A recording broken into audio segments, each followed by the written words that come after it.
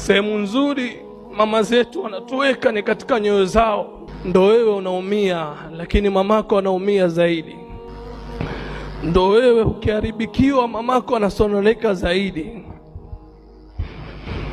Allah amesema kwamba sehemu pekee mama anakuweka ni katika moyo wake, na hizi ndo sehemu mbili bora kwa binadamu. Baba ni kwa macho na mama ni kwa moyo.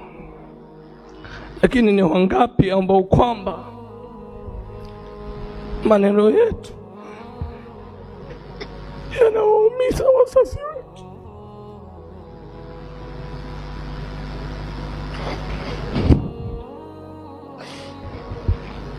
Na lau ingekuwa si stara ya wazazi wetu kwetu kwa yale mengi maovu tunawafanyia, hatungeweza kupata ujasiri kusimama mbele yenu na kuwapa nasaha.